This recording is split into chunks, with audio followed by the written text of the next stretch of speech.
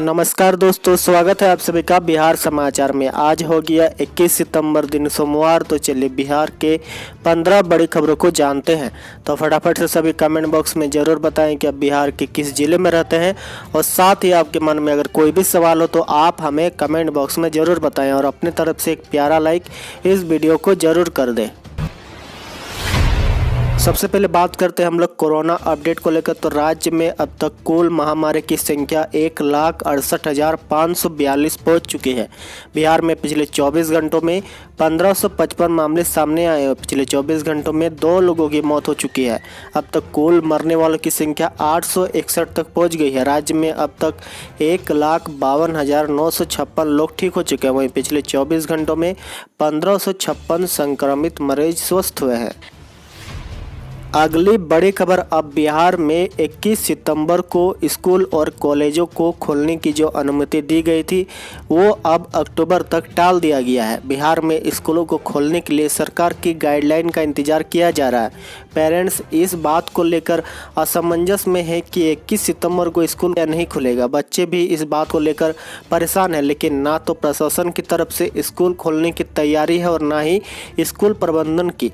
ऐसे में यह तय हो चुका है कि इस महीने में स्कूल नहीं खुलेंगे। निजी और सरकारी स्कूलों के प्रिंसिपल के साथ अगले महीने प्रशासन की बैठक हो सकती है। इस बैठक में स्कूलों को खोलने को लेकर फैसला किया जाएगा। जिला प्रशासन का कहना है कि स्कूलों को बिना सरकार की गाइडलाइन के खोला नहीं जा सकता है। प्रबंधकों का कहना है कि स्कूल खोलने को लेकर बैठक करने के बाद सुरक्षा का निर्णय लिया जाएगा। अगर सीधी बातों में कहा जाए तो आपका स्कूल 21 सितंबर से ना खुलकर अब अगले महीने अक्टूबर में इसका फैसला लिया जाएगा।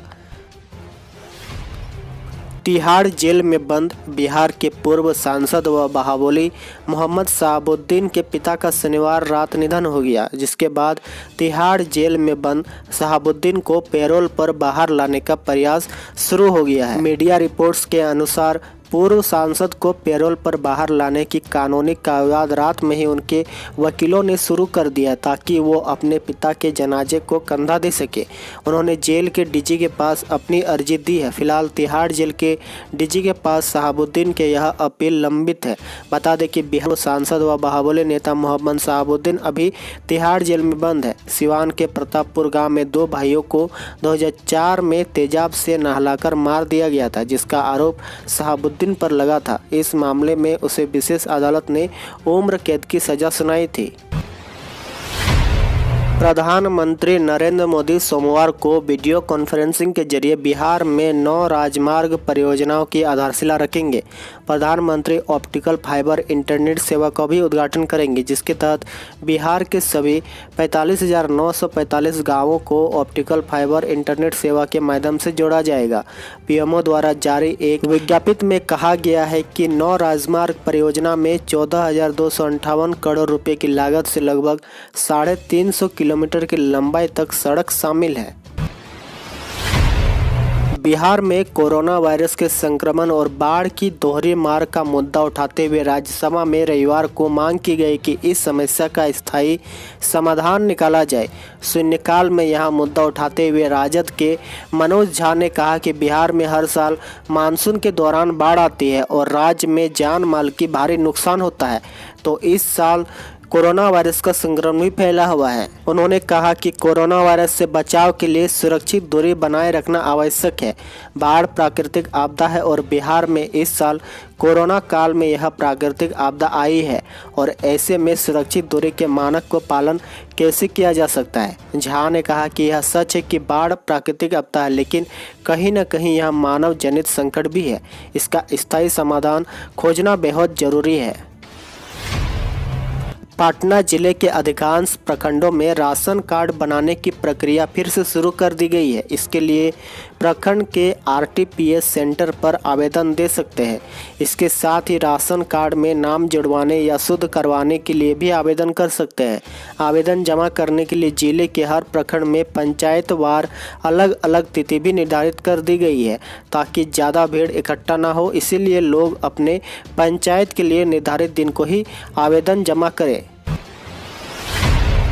लॉकडाउन के समय पटना जिला प्रशासन ने बंद स्कूलों को जबरन फीस नहीं मांगने एवं सिर्फ ट्यूशन फीस ही लेने का निर्देश दिया था, लेकिन जिला प्रशासन के आदेश को दरकिनार करने अपने हिसाब से फीस की वसूली की है।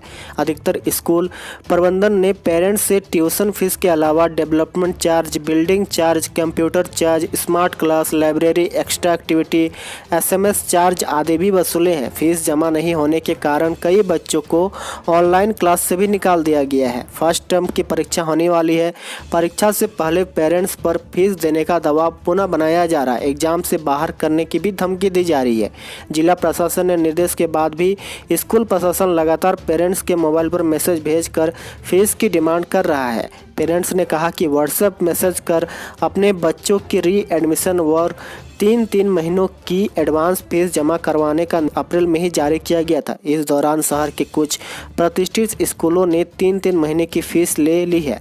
अगस्त से ही एक बार पुनः इस तरह के लगातार मैसेज से पेरेंट्स परेशान हैं। वहीं प्रशासन ने पेरेंट्स से कहा कि अगर आप इसके सबूत देंगे तो स्कूलों के ऊपर कार्रवाई भी होगी।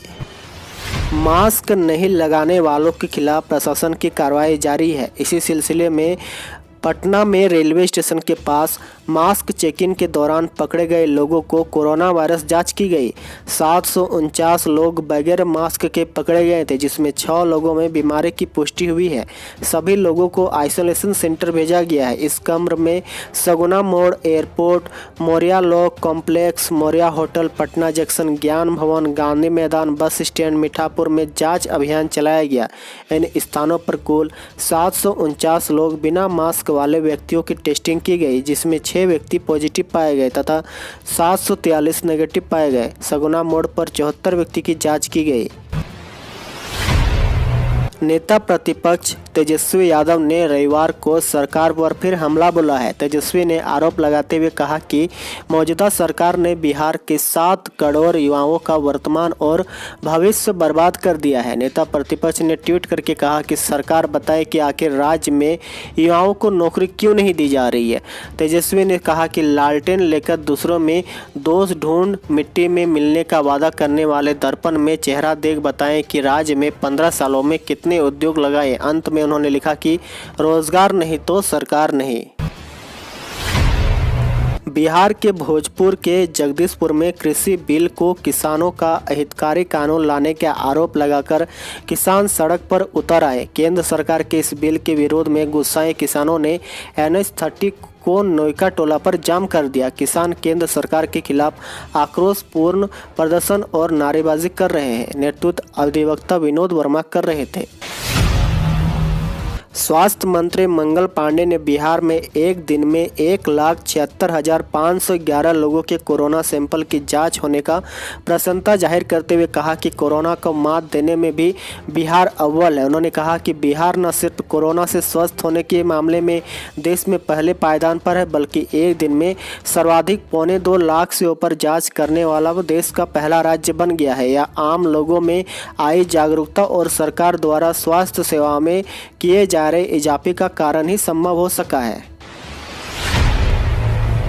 लॉकडाउन की बंदिशों के दायरे में आने वाले 90% सेक्टर भले ही खुल गए हों, लेकिन जो पटना छोड़ गए हैं वे अभी लौटे नहीं हैं। मार्च से 5 सितंबर के बीच शहर छोड़ने और नहीं लौटने वालों की संख्या करीब 8 लाख है। इनमें अधिकांश वह है जिनकी लॉकडाउन में या तो नौकरी चली गई या उनके संस्थान खासकर आदि अभी तक खुले नहीं हैं। परिवहन क्षेत्र और जिला प्रशासन के जानकारी को माने तो पटना नगर निगम क्षेत्र की आबादी 22 लाख है। लॉकडाउन से पहले करीब 4 लाख लोग रोज कमाई, दवाई, पढ़ाई लिखाई, कोर्ट कचहरी घूमने फिरने शहर आते थे। इनमें करीब 2 लाख वापस हो जाते थे और 2 लाख 1-2 दिन के बाद लौटते थे। रेलवे के एक वरिष्ठ अधिकारी ने रविवार को कहा कि रेलवे द्वारा सोमवार से शुरू की जा रही है 40 क्लोन ट्रेन लोगों को उनके मंजिल तक मूल ट्रेन से 2-3 घंटे पहले ही पहुंचाएगी। उन्होंने बताया कि क्लोन ट्रेन के पैसेंजर इस मामले में खुशकिस्मत हो सकते हैं। अधिकारी ने कहा कि मुख्य रूप से वातानुकूलित तृतीय श्रेणी की कम ठहराव, ज़्यादा गति और मूल ट्रेन के मुकाबले पहले प्रस्थान समय वाली ये क्लोन ट्रेन उन यात्रियों के लिए खासतौर पर फायदेमंद है जिन्हें किसी आपात कारण से या फिर आखिरी समय में यात्रा की योजना बनानी पड़ती है।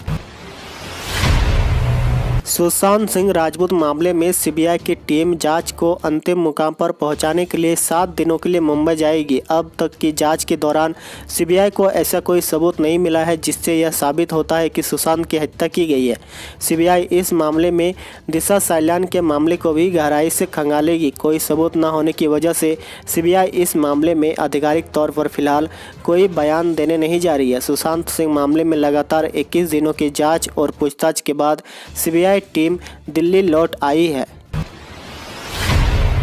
लोजपा के राष्ट्रीय चिराग पासवान ने साफ किया है कि अभी उनके लिए सीट शेयरिंग से ज़्यादा पिता रामविलास पासवान की देखभाल जरूरी है। रामविलास पिछले 3 हफ्ते से दिल्ली के अस्पताल में भर्ती है। चिराग ने कहा कि वो आईसीयू में छोड़कर अभी कहीं भी जाना संभव नहीं है। अभी पिता को मेरी ज़रूरत है।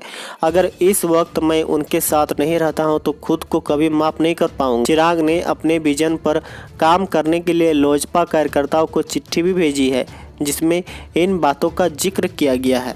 तो इसी के साथ ही आज के समाचार में इतना ही। डेली बिहार के बड़ी खबरों को जानने के लिए आप बिहारी मीडिया को ज़रूर सब्सक्राइब करें।